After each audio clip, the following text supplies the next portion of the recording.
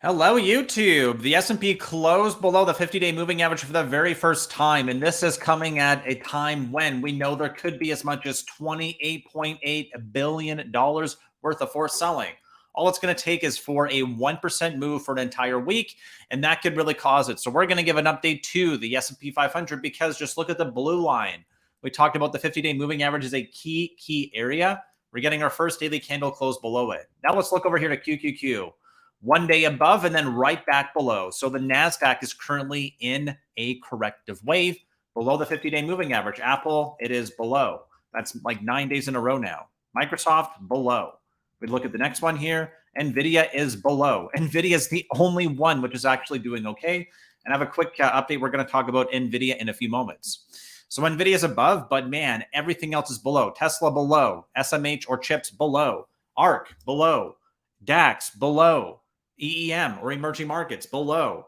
Nikkei below. The whole party for below the 50-day moving average is starting to grow, which means we've added back in the S&P 500.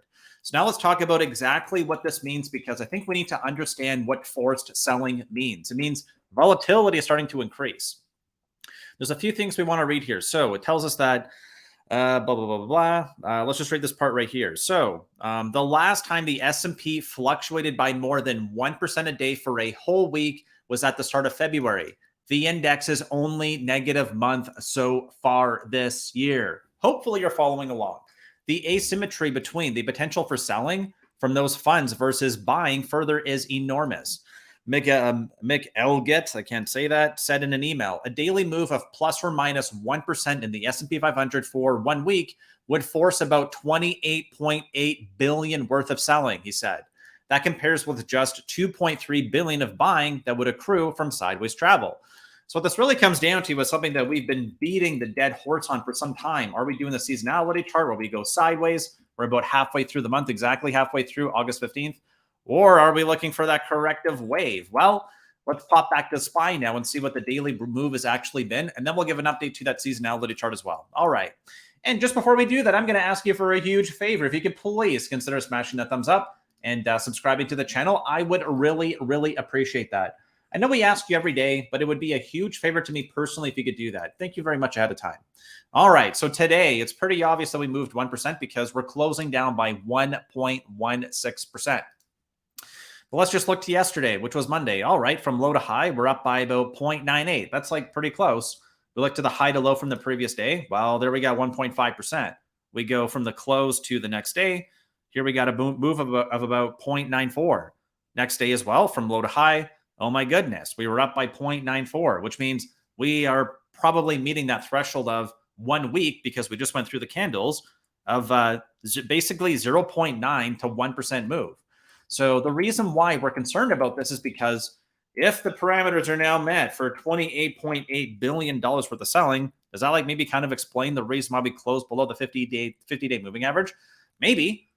We still haven't yet invalidated this pattern, but the trouble right now is that the S&P is now closed 1 daily candle close below the 50 DMA. That's only been 1 day. So it's only been 1 day. Like we can't say this is now invalid because we are potentially looking for some lower lows. So now let's go to, but the problem is that if we get 2 daily candle closes below the 50 DMA, what I mentioned yesterday and earlier this week is that that's the potential for a trend change. So we can't go down unless we're not holding the short-term price. That short-term price is going to be the blue line. We just went through a lot of charts, most important ones, the NASDAQ, NVIDIA, other markets, to see that the US is the best game in town. We can't deny that. But now even the S&P appears, like into the last few bars here, this kind of looks like forced selling right into the close. Selling into the low of the day, selling into the close, selling into a break of last week's low. We look at our crash signal here. We got 3 red candles in a row. We're now below last week's low. Man, the recipe for the crash town looks like it's happening. 1, 2, 3 red weeks in a row. Man, we fade. That's a 20% haircut. 1, 2, 3. Okay. 1, 2, 3. 1, 2, 3. These are more baby cuts, but it still led to more continuation lower, So is this time different? Well, we better make sure we're mindful of it because if we're not prepared for it, I mentioned it yesterday, stocks usually take the staircase up and the elevator down. Don't get caught on the elevator down because I think that there's some people who are currently starting to jump ship. And I say that because we're almost back here into neutral. We went from 65 yesterday down to 57 today. If we go back to 55, we're back in neutral. So what's the saying? Buy fear, sell greed. Well, we've been greedy for a year. We've been extremely greedy for a month. We were greedy a week ago. We were greedy yesterday. We are greedy today. So this is still like a natural place to sell. It makes sense to sell here. So if we look at the seasonality chart to try to understand what would invalidate this, there's a few things. So now let's go here. Let's flip to a line chart because we're about halfway through the month. Let's hide all the trend lines because all we care about is the closing price or that 4 o'clock printed close. So now we look here. Okay, well, about halfway through the month, I would say we're like somewhere around here. So like somewhere in here-ish. So we got 1, 2, 3 progressively lower lows, 1, 2, 3 progressively lower highs. And I'll just show you what I mean here. I'll draw it. So we got high, lower, low, lower, low, lower, low. So we get progression of lower lows and lower highs. So if that's the case, let's go back to our seasonality chart. High, lower, high, low, lower, low, double bottom. So we're either currently doing this part where we're putting in our lowest low, then we're going to snap back. And what's the catalyst? Well, if you forgot, we got those Fed minutes tomorrow. So the Fed minutes come out at, I believe, 2 o'clock tomorrow. Let's just double check. That is right. FOMC meeting minutes coming out at 1400 military time. Better make sure we are ready, willing, and able to trade. So during the session tomorrow, we could either get a validation that this is true and we whip back up, which means we get a tick higher. We don't close below for 2 days below the 50 DMA. Just ends up being a trap. Or we do close below the 50 DMA for 2 days in a row, which would mean that the trend is potentially changing. We got to be mindful that this is now a little sus, right? A little suspect. And we have to kind of defer to this chart here. So now we'll try to understand what this means a little bit better. So hopefully you're following along. And if you are, please smash a thumbs up and consider subscribing if you're enjoying the content. Let's go here. SPX 1 week chart. So here we're just looking at SPX because we can just keep the lines drawn on here a little bit easier. And all we're looking for is the pattern. Man, lots of red candles in a row. Lots of red candles in a row. Those are corrections. I would call these dips. So what we want to find out is whether or not this time is different. So if this time's different, man, we're only going to get a 5% cut. That's 15% of the time, though. If this time is not different, man, this could really hurt. It could be a 5 to 10% drawdown. It could be 10 to 20, or God forbid, 20 plus. So if we look at these percent declines now, what looks more similar from high to low here? That's a negative 21% cut. That's a bear market. High to low, negative 19. Okay. High to low, minus 8. High to low, minus 9. So like we're not getting just a negative 5% cut. If we go to the high to where we are right now, we're down by about 4%. It's not even that much. That's like it's a paper cut.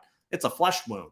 So right now, we're still inside this camp right here, which is only 15% of the time. If this time's different, we can't afford to go any lower. We have to snap back right now. We got to repeat that seasonality chart, and we start going back up higher. All right, so if we're going to keep going lower, what are the bulls looking for? Well, we're looking for a 1, 2, 3, 4 step recipe. And we know that so far this is playing out. So if we look here to our pattern, and I'll give an update here. Here's our monthly chart. Let's pop it open, not oper. Can't talk today, apparently. But looking here anyway, the red arrow points to a red candle. So it's pretty close here. The part that's missing is that we have not taken out or blown out the low yet. So this month's low is at 337 for SPY. For SPX is at 43.85. So we have a bearish engulfing candle here. We don't quite have that yet. It's still just an inside bar. So I would say that we need to either crack this month or we got to open up next month with a red bar. Otherwise, it's just consolidation. We cannot say that this is actually a corrective monthly wave yet. So the daily chart is definitely giving some warnings. We're definitely in consolidation. Well, if this is all playing out and we also form a monthly higher high into a new month, man, that's how we go to new highs. That's how we go to 5K or 5,000 SPX or 500 on SPY. So this here still seems like it could be a bullish scenario. Now we look to the heat map and try to understand, well, is it everything selling off? Well, pretty much. Energy's down, banks are down, NVIDIA's up. So as we talked about, there is something very specific here to NVIDIA, which means that the Saudi Arabia and the UAE are racing to buy NVIDIA chips, which just means they can't build these things fast enough. They have more demand than they can supply. That's an excellent problem for a business. However, that is not the same story for a lot of other companies, including Apple, who was saying that there's now a smartphone a slowdown in smartphone sales. So if we look here to a 1 week performance, okay, pretty red. Let's go to 1 month. Hey, pretty red, but mixed. This looks like rotation to me. Let's look out to 3 months now. Okay, still all pretty green. So like if we're looking at short versus medium or longer term time frames, we're going to get a different story. So again, try to tell me the story a different way, Justin. Well, what you got to think about is what's the market price at? Is it rich or is it expensive? Is the stock market Whole Foods or is it Walmart right now? Man, it looks like we're going to Whole Foods. And if we don't know that, we go into Whole Foods. What happens when you get to the checkout? You're like, man, that cost my whole paycheck. That's why it's called whole paycheck. Whole Foods is whole paycheck because you're going to be spending your whole check there by the time you check out. You want an apple? Hey, $10. All right. So what we're looking at here is a legend. So anything at 15 means fairly valued. Below 15, we start to get cheaper and cheaper. As we go over 15 or this legend in the bottom right, it just means we're getting very expensive. So like it's mostly red. So it's mostly expensive. And these trillion-dollar companies are really where that comes from. So the stock market is a future discount mechanism. And when we look out to the future, well, yes, Apple is a little bit cheaper. It's a little bit less red because it's only at 26.92 forward PE, but it's still expensive. We're still buying whole food stuff. So a lot of the market on the sell-off is actually looking a lot more cheap, but the problem are these mega cap stocks. So what I'm going to do one more time here is just go through those companies one by one to see whether or not there are massive warning signs, because I'm not sure people really understand what the significance is here. So if this is only an American story, let's just pop back here to the one-day chart. If this is going to happen, we're probably going to see it. Let me just double check I'm on the right board here. Looks like I'm a little bit off. There we go. Let's go to this one here, one-day chart. Oops, one-day chart, not two-day. So what we're looking for is the relationship with the 50-day moving average, and we want to make sure we're understanding what these different charts mean. S&P 500 means that block we just looked at, the 500 most elite stocks on the market. One daily candle close below. Not yet two, not yet a pattern, but there's definitely those warning signs. So here we look at QQQ. Well, we got 3 days below, 1 day above, back below. The NASDAQ, the most elite of the elite, the cream of the crop, those trillion-dollar companies, Apple, the big dog, the king. That's now 1, 2, 3, 4, 5, 6, 7, 8, if not more, candle closes below after an annual failed breakout, which means we're back below the 2021 and 2022 highs. That is a yellow flag, if not a red flag for me. Second biggest company in the market, pointing straight down. Objects in motion tend to stay in motion. This thing is pointing down.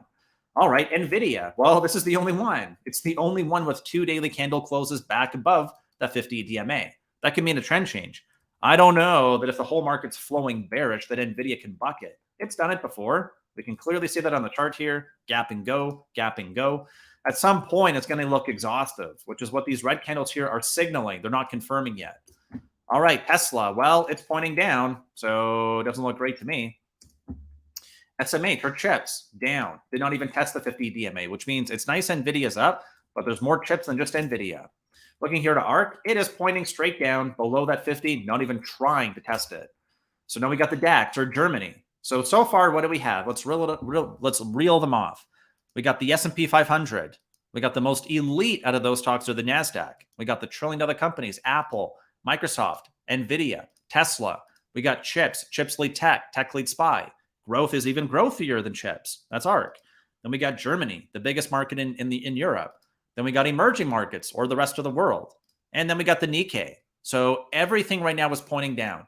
Hopefully you got the message today. Hopefully you're hearing the warning. And hopefully you're going to watch that weekend deep dive if you did not already. That is now queued up here on the left-hand side. Thank you so much for watching. I look forward to seeing you tomorrow. Thank you.